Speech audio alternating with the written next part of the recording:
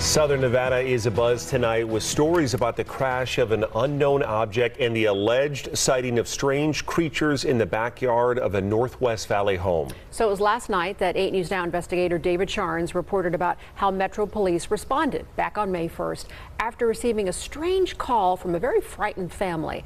Well, our report generated a global response, and now piecing together the sequence of events has been kind of tricky, in part because the primary witnesses have been almost as elusive as the beings they say they encountered.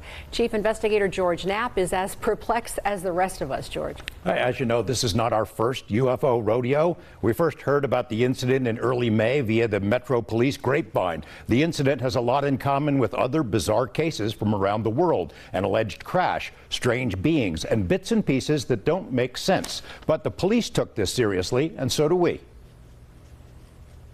Just before midnight on April 30th, skywatchers across several western states saw a bright fireball streak through the heavens. A police officer working in the Northwest Valley caught a glimpse of the colorful object on his body cam. At nearly the same time, a Ring camera in the area recorded a strange noise and what sounds like a crash.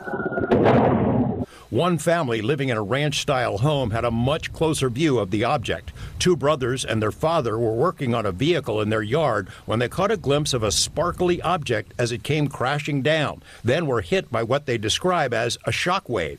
One of the witnesses, a young man named Angel, has stated when the brothers looked into the yard where the object landed, that spot was obscured and blurry, as if by unknown form of camouflage. What they saw next prompted a frantic call to 911. So there's two people or two subjects that are in your backyard?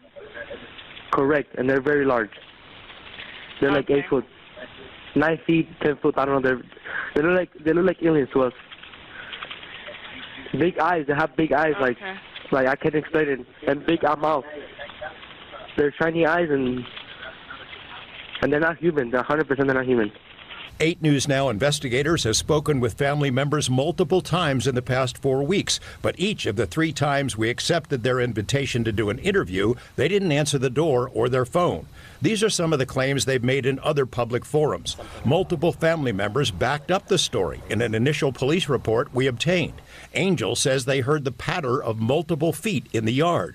They later heard footsteps on their roof. They saw one of the 8-foot-tall creatures climb behind the controls of a large front loader stored in the yard as if trying to engage it. He got a good look at one of the creatures, he said, a greenish-grayish being with large eyes and long legs. He says he could hear its deep breaths, and when he locked eyes, he was, in essence, frozen in place, couldn't move.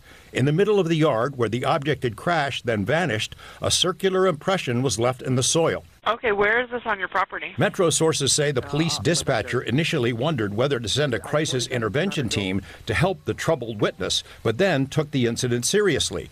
2 officers arrived 38 minutes after the call, and by then had heard from other officers. They proceeded cautiously and managed some nervous laughs. I ain't dealing with that.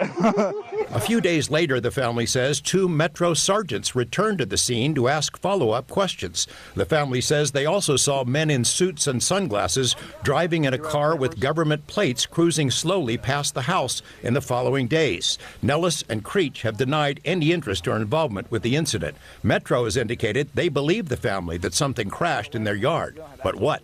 Someone else has access to it. You know, you mentioned, George, in that piece that, they were frozen because so many people have been critical of, like, why didn't they get their phone out? Why didn't they shoot the video? Do we know if there's even any video of this incident? Yes and no. So there's a surveillance camera in the backyard. The property owner keeps that because he's got a lot of expensive equipment there. What we were told is that at the moment this thing comes down and crashed, this camera went out, and it was out for a couple of minutes. When it came back on, the object was gone, but the circle was there. We've been told by Angel in multiple phone conversations that he shot video of the creatures.